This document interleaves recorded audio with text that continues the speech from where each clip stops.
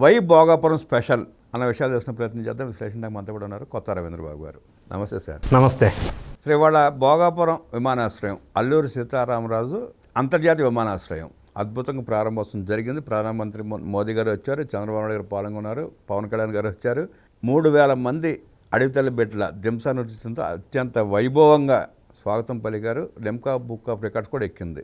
భోగాపురం విమానాశ్రయం game changer ఉత్తరాంధ్రకి, దానివల్ల రాష్ట్ర భవిష్యత్తు మారే అవకాశం ఉందంటూ చంద్రబాబు గారు పలుసార్లు ఉటంకించారు. ఆయన దాని ప్రత్యేకత ఏంటి సార్? ఎందుకు అంతలా ప్రశంసించారు?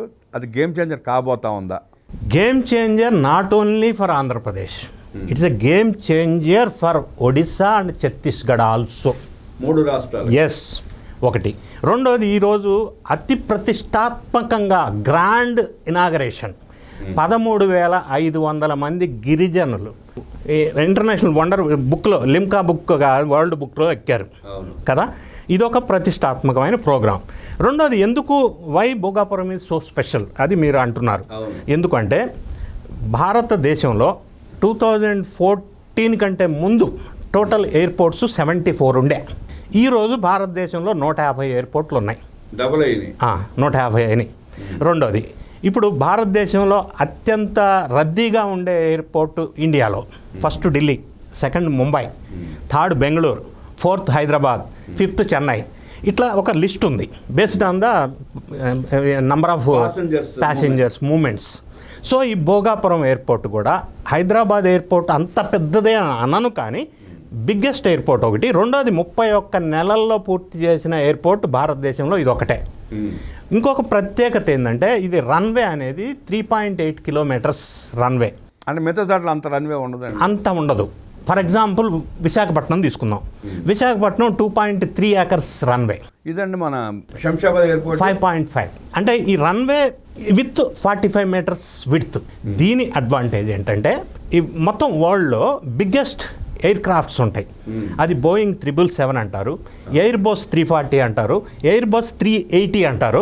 ఇటువంటి double decker buses, air buses ఇటువంటి ల్యాండ్ అవ్వాలి అంటే ఇప్పటి వరకు 2 తెలుగు రాష్ట్రాల్లో శంషాబాద్ ఎయిర్పోర్ట్ ఒక్కటే ఉండే.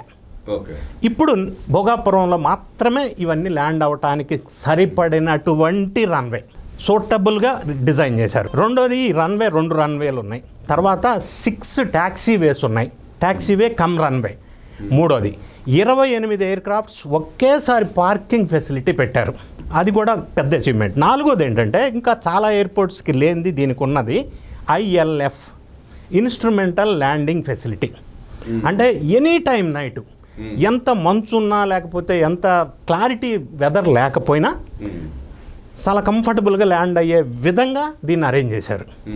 తర్వాత 55 మీటర్ల ఎత్తుండేటువంటి ATC టవర్. ఇప్పుడు హైదరాబాద్ ఎయిర్పోర్ట్ అనేది 75 మీటర్స్ ఉంది. దాని తర్వాత చెప్పుకోవాల్సి వస్తే భోగాపురం ఎయిర్పోర్టు ATC 55 మీటర్స్. అంటే అది depending on the size of the number of aircrafts. ఇది Hyderabad airport number of passengers, number of aircrafts more. ఇప్పుడు వీళ్ళు డిజైన్ చేసింది 60 లక్షల ప్రయాణికులు ప్రయాణం. అది రాబోయే రోజుల్లో 4 కోట్ల ప్రయాణికులకి నెక్స్ట్ హైట్ పెంచరు. ఫేజ్ 2, ఫేజ్ 3, ఫేజ్ 4 ఇంకొక ATC పెట్టవచ్చు. అంటే నేను అనేది ఏంటంటే ఇది 60 లక్షలకి సరిపడా డిజైన్ చేశారు ఫస్ట్ ఫేజ్లో. తర్వాత ఎక్స్పాన్షన్కి వెళ్తారు, అది వేరే విషయం. దీంతో పాటుగా ఎయిర్పోర్ట్ మొత్తం 2200 ఎకరాలు, 4700 కోట్లలో 19 ఎకరాల్లో సుమారుగా ఈ ప్యాసింజర్ టెర్మినల్ బిల్డింగ్. ఎయిర్పోర్ట్లో 2 ఉంటాయండి, అంటే మిగతా వాటిల్లో లేవు. వైజాగ్, రాజమండ్రి ఇటువంటి వాటిల్లో బేసిక్గా శంషాబాద్ వర్సెస్ భోగాపురం చూసినట్టయితే PTB, CTB ఉంటుంది. Passenger terminal building, cargo terminal building. ఇక్కడ అడ్వాంటేజ్ ఏంటంటే 19,000 చదరపు మీటర్ల ప్యాసింజర్ టెర్మినల్ బిల్డింగ్ భోగాపురం, 5,000 చదరపు మీటర్ల కార్గో టెర్మినల్ బిల్డింగ్. అంటే కార్గోకి కూడా పెద్ద ఎత్తున ఫెసిలిటీ కలిగేటట్టుగా పెట్టారు. అంటే పెరిషబుల్ ఐటమ్స్ కూడా అక్కడి నుంచి ఎక్స్పోర్ట్, ఇంపోర్ట్ అయ్యే విధంగా ఫెసిలిటీ పెట్టారు.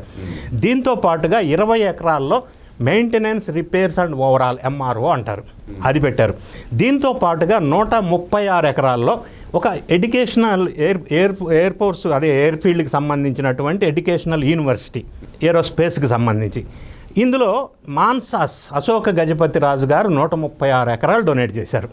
అంటే సుమారుగా 1000 కోట్లు వాల్యూ అది. 136 ఏకర్స్.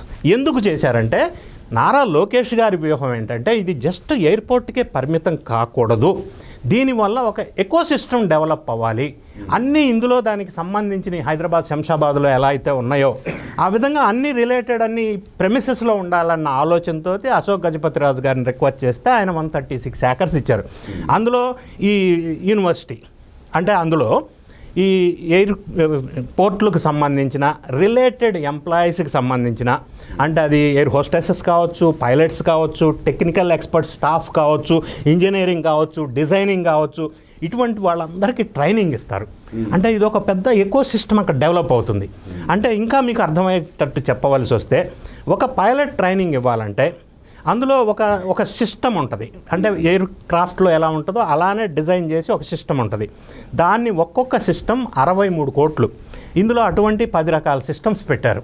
సో ఇదంతా పెద్ద ఇటువంటి ఎంప్లాయీస్ జనరేట్ చేయడానికి ఎంప్లాయ్మెంట్ ఆపర్చునిటీస్ కోసం క్రియేట్ చేశారు అది. దీంతో పాటుగా ఇక రకరకాల యాన్సిలరీస్ దీనికి రిలేటెడ్గా కూడా పెట్టారు. అంటే దీనివల్ల మిగతా పక్కనున్న రాష్ట్రాలకు కానీ ఆ ఉత్తరాంధ్ర ప్రాంతానికి సంబంధించిన కానీ ప్రధానంగా, ఎందుకంటే ఉత్తరాంధ్ర ప్రాంతంలో ఈ ఇండస్ట్రీస్ ఎక్కువ ఉన్నాయి, ఇప్పుడు ఇంకా ఎక్కువ వస్తున్నాయి. ఎక్కువ వస్తున్నప్పుడు కార్గో ఫెసిలిటీస్ అవసరం పడుతుంది. అది ఫిషింగ్ ఇండస్ట్రీ అవ్వచ్చు, కెమికల్ ఇండస్ట్రీస్ అక్కడ ఆ ఏరియాలో ఎక్కువ ఉన్నాయి, అవి కావచ్చు, లేదా గార్మెంట్స్ ఇండస్ట్రీస్ ఉన్నాయి, బ్రాండెక్స్ లాంటి, వీళ్ళందరికీ ఇంపోర్ట్ ఎక్స్పోర్ట్ అవసరం అవుతూ ఉంది. దానివల్ల కార్గో ఒకటి ప్యాసింజర్ టెర్మినల్ ఒకటి. ఇది దీంతో పాటుగా టెక్నాలజీ అంటే గ్రీన్ బిల్డింగ్ టెక్నాలజీ ఒకటి వాడారు. 100% వాటర్ రీసైకిల్డ్ రీయూజ్ సిస్టమ్ పెట్టారు. 5 మెగావాట్ల సోలార్ జనరేషన్ యూనిట్ పెట్టారు. అంటే ఇవన్నీ కూడా ఈ లేటెస్ట్ టెక్నాలజీ మొత్తం ఇక్కడ ఇంప్లిమెంట్ చేసేసి ఎయిర్పోర్ట్లో ఏదైతే లేటెస్ట్గా ఉండాలో అన్ని అంశాలు పెట్టారు. అంటే డిజీ యాత్ర ఫెసిలిటీస్ కూడా ఇప్పుడు హైదరాబాద్లో ఉంది, నెక్స్ట్ ఇక్కడ ఉండబోతుంది. సో ఈ రకంగా అన్ని రకాల ఫెసిలిటీస్ అంటే మ్యాన్ పవర్ లేకుండా ఈ మూమెంట్ అయ్యే బ్యాగేజ్ స్కానింగ్ సిస్టమ్ కానీ ఇటువంటి అన్ని రకాల టెక్నాలజీ అంటే టెక్నికల్లీ అప్గ్రేడెడ్ ఎయిర్పోర్ట్గా మనం చెప్పవచ్చు. ఇప్పుడు ప్రస్తుతానికి ఇనీషియల్గా ఇమీడియట్గా ఒక 15,000 మంది ఎంప్లాయ్మెంట్ జనరేషన్ డైరెక్ట్గా, ఇండైరెక్ట్గా ఒక 5 లక్షల మంది ఎంప్లాయ్మెంట్ జనరేషన్. ఎందుకంటే ఇందులో మొత్తం అవుట్సోర్సింగ్ విభాగంలో ఉంటాయి. అది గ్రౌండ్ హ్యాండ్లింగ్ సర్వీసెస్ కానీ, బ్యాగేజ్ హ్యాండ్లింగ్ సర్వీసెస్ కానీ, టెక్నికల్ సర్వీసెస్ కానీ, ఈ ఎయిర్ క్రాఫ్ట్ సర్వీసెస్ కానీ, క్యాటరింగ్ సర్వీసెస్ కానీ, రకరకాల రిలేటెడ్ సర్వీసెస్ అన్నీ అవుట్సోర్సింగ్లో ఉంటాయి. సో ఇంత పెద్ద ఎంప్లాయ్మెంట్ జనరేషన్ ఒక సైడ్ జరుగుతూ ఉంటుంది. ఈ కార్గో టెర్మినల్ వల్ల మిగతా పరిసర ప్రాంతాల్లో ఇండస్ట్రీస్ కావచ్చు, ఈ బిజినెస్ పీపుల్కి ఎక్కువ ఇంపోర్ట్ ఎక్స్పోర్ట్కి ఫెసిలిటీ ఉంటుంది. సో ఇన్ని రకాల అవకాశాలు ఉండటం వల్ల ఇప్పుడు ఒడిశా నుంచి భువనేశ్వర్ వెళ్ళటం కంటే అక్కడ ఇండస్ట్రీస్ వాళ్ళు కూడా ఇది దగ్గర అవుతుంది. అట్లానే ఛత్తీస్గఢ్ నుంచి రాయచూర్ వెళ్ళటం కంటే కూడా ఇది దగ్గర అవుతుంది. సో ఈ విధంగా ఈ 3 ప్రదేశాలకి సంబంధించినటువంటి ఒక గేట్వే లాగా ఇది ఉపయోగపడే అవకాశం పెద్ద ఎత్తున ఉంది. ఎందుకంటే ఇంత పెద్ద ఫెసిలిటీస్ వేరే దాంట్లో కూడా లేనటువంటి ఫెసిలిటీస్ ఇందులో పెట్టారు, అతి ప్రతిష్టాత్మకంగా తీసుకొని. ఎక్స్పాన్షన్కి అవకాశం ఉందండి? ఎస్, ఎక్స్పాన్షన్కి అవకాశం ఉంది. ఇప్పుడు ఏదైతే నిర్మాణం జరిగిందో ఈ నిర్మాణం మొత్తం కూడా 19 ఎకరాల్లో మాత్రమే జరిగింది. మిగతా అన్ని డిఫరెంట్ ఎక్స్పాన్షన్ ఫేజుల కోసం అలాట్మెంట్ పెట్టుకున్నారు, ప్లానింగ్ చేసుకున్నారు.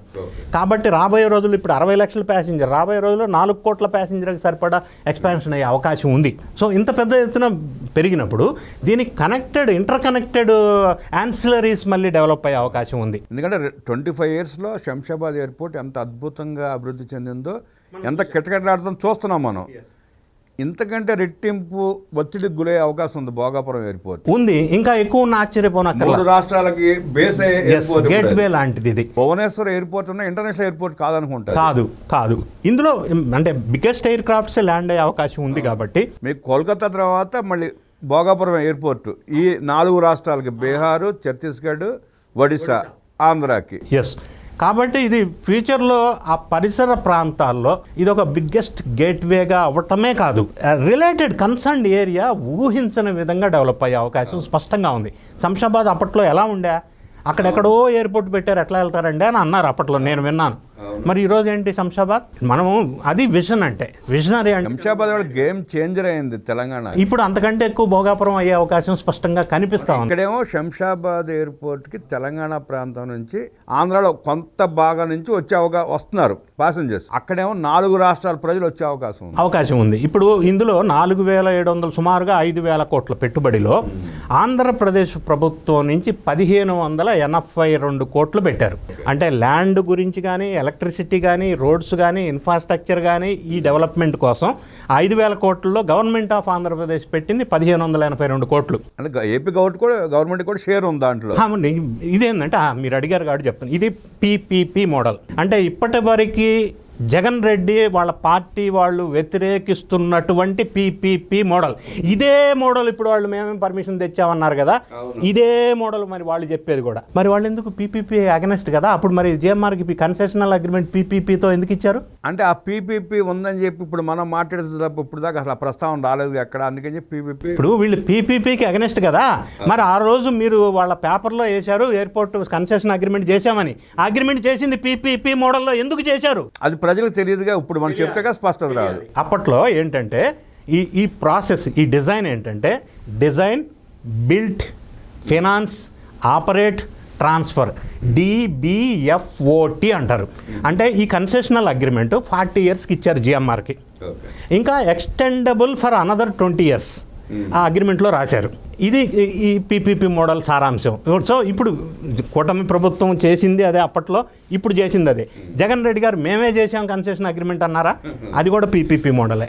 మరి వ్యతిరేకిస్తూ ఒక పక్కన ఇక్కడ చేయడం, ఒక పక్కన ఇది ఒక ద్వంద్వ వైఖరి. భోగాపురం ఎయిర్పోర్ట్ గురించి అనేక విషయాలు టెక్నికల్గా మనకు తెలియజేసిన రవీంద్రబాబు గారికి ధన్యవాదాలు తెలియజేస్తూ నమస్కారం.